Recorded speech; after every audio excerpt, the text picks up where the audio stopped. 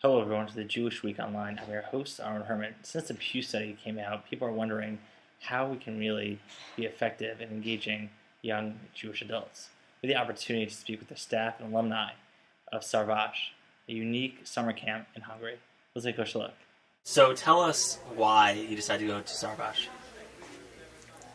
I was extremely interested in this opportunity to go meet people from Eastern Europe, a place where I had no idea about, nothing about. But what happened in Szarvas, the experience I had, completely went beyond and above my expectations.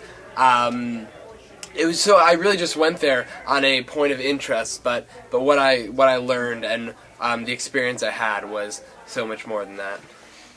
So I had actually come from spending the year in Israel with my family and going to an all-Israeli, all-girls school, and I thought this would be a really good way to kind of get more of a context. I had America, and I had experienced a lot of Israeli Judaism, and I wanted to understand more about different groups around the world that I really had no idea about.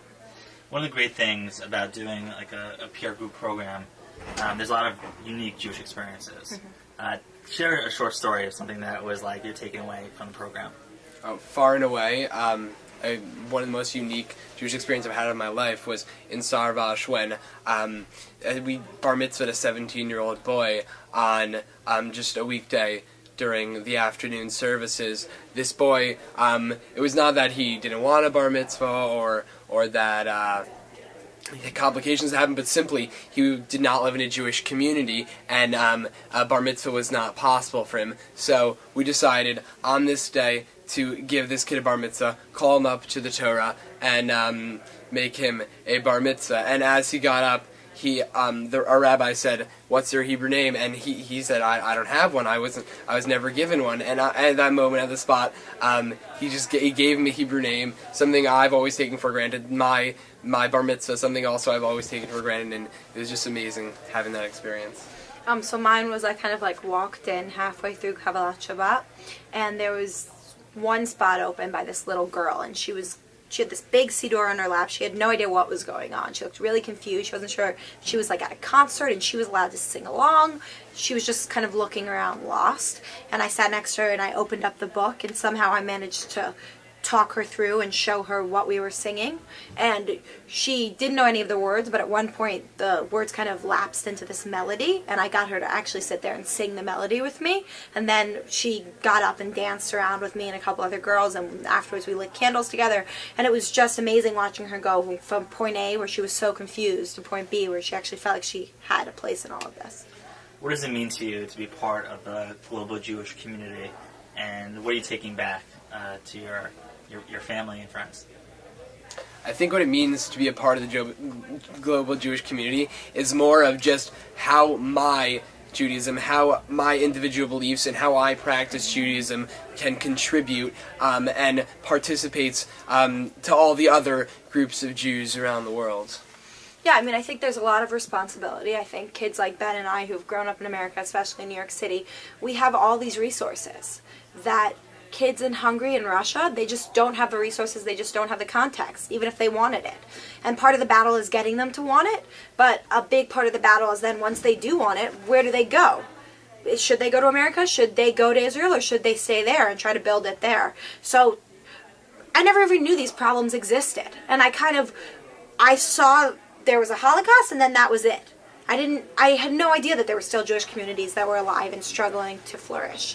So I came back with this much broader context, but also this real feeling of responsibility on my shoulders, that the next time I go and visit a Jewish community, maybe it shouldn't be in Israel, maybe it should be in Moldova.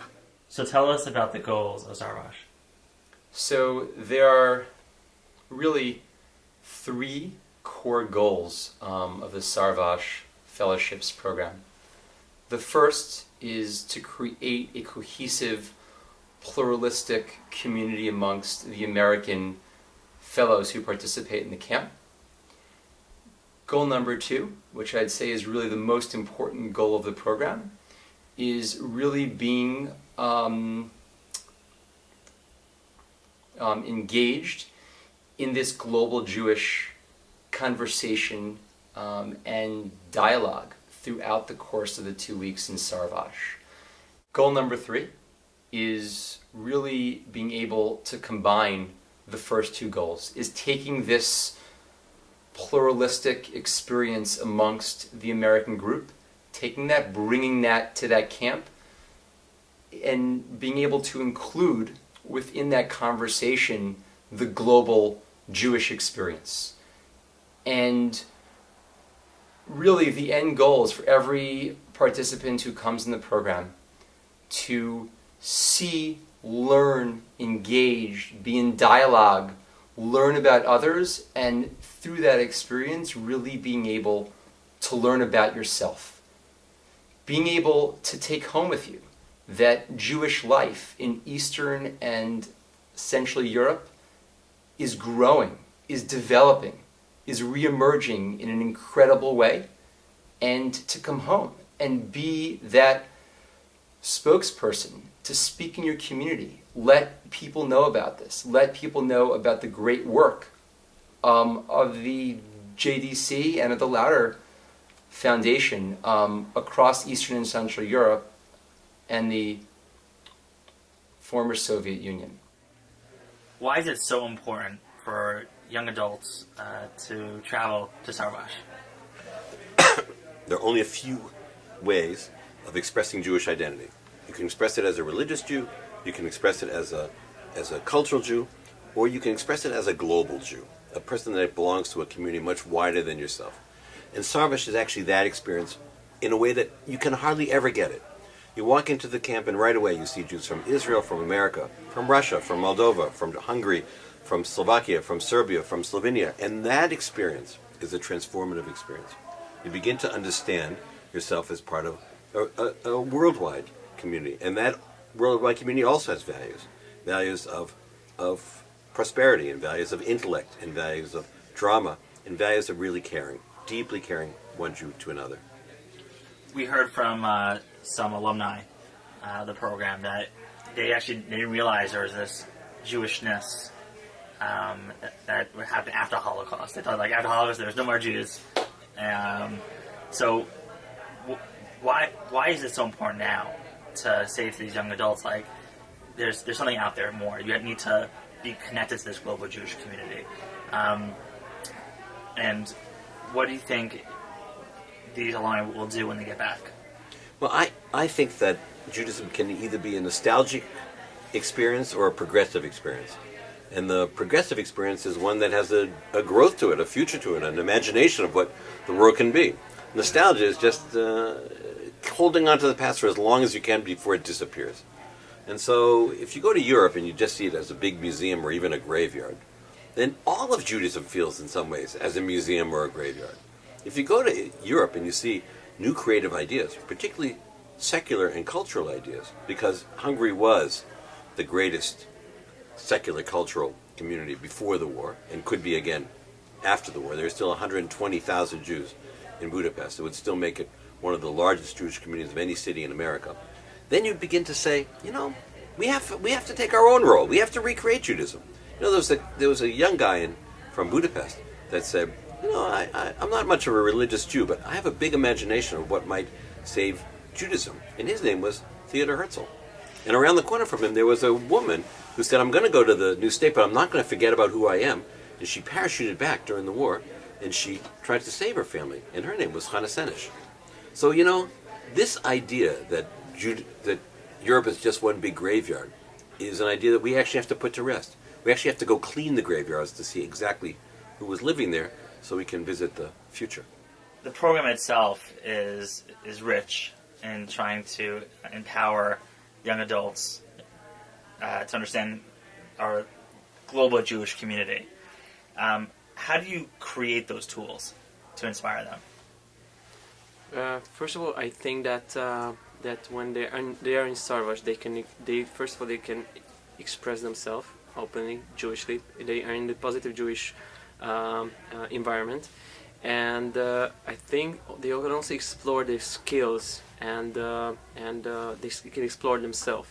And when they go back to their communities, we provide them a lot of training programs and a lot of educational programs where they can move on to the next stage. And finishing these programs, they can take over the leadership of the communities. They can lead kindergartens. They can lead JCCs.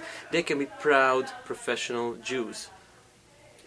Can you share with us a story that, what's one of your? I know you sure have tons of stories. Share with us one story that sort of defines Szarvas.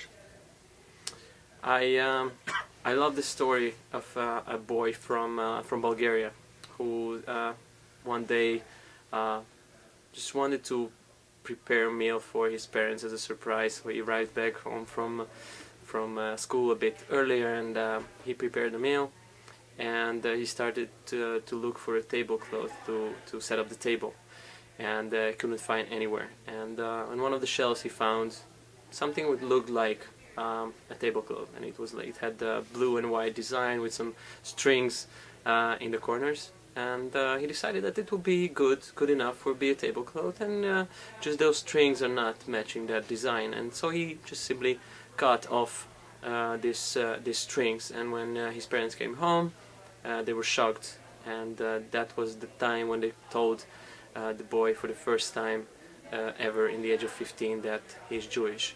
And they sent him to Szarvas, and he was involved for some years. He started a training program, and today he's one of the most active members of the Jewish community in Bulgaria. And I think that what this is one of our tasks, one of our roles is basically symbolically to stop this hand before it cuts off the strings and show the right direction to the Central Eastern European Jewry. Can you share with us a story that inspired you, and that's something that sticks with you each day? Every day, watching these small children from Poland and watching kids, and a little girl in Romania, I went in her bunk and she said, "My grandma told me I can only be Jewish when I come to my Szarvas, and I wait all year to be Jewish and come to my camp. And my grandma tells me I only can be Jewish and tell people I'm Jewish only when I'm at As Szarvas." you can see, Camp Szarvas is a really unique program which helps build the identities of future Jewish leaders and connect Jews from around the globe.